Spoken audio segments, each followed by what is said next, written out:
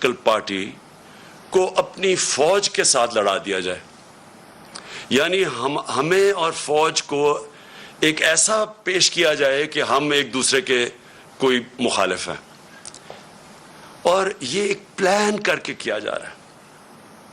मैं सिर्फ जो आप सब देख रहे हैं, मैं आपको याद कराना चाहता हूं कि जब हमारी गवर्नमेंट चल रही थी तो सबसे ज्यादा तनकीद जब आती थी हिंदुस्तान से मेरे ऊपर, तो वो ये क्या कहते थे कि इमरान खान फौजियों का, पाकिस्तानी फौज लेके आई हुआ है, उनका पुतला है।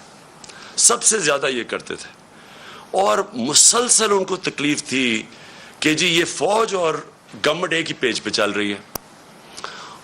आपको पता नहीं इस चीज का इल्म है या नहीं, या याद हो या ना हो, कि एक हमारे सोशल मीडिया के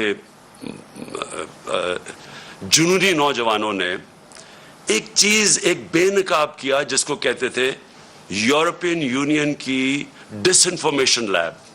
ये क्या थी? इसमें तकरीबन 800 फेक साइट्स थी, और ये फेक साइट्स क्या कर रही थी? ये मुसलसल पाकिस्तान के खिलाफ प्रोपेगेंडा कर रही थी, जिसमें कई पाकिस्तान के सहाफ़ी भी शामिल थे, कई वो लोग शामिल थे जो आज इस इंपोर्टेड हुकूमत के साथ आप नजर आते हैं। और ये क्या कह रहे थे? दो लोगों को अटैक कर रहे थे, एक इमरान खान को और एक पाकिस्तानी फौज को, और तकलीफ ये थी कि ये साथ चल रहे हैं। अब मैं आपको जरा थोड़ा पीछे ले जाऊं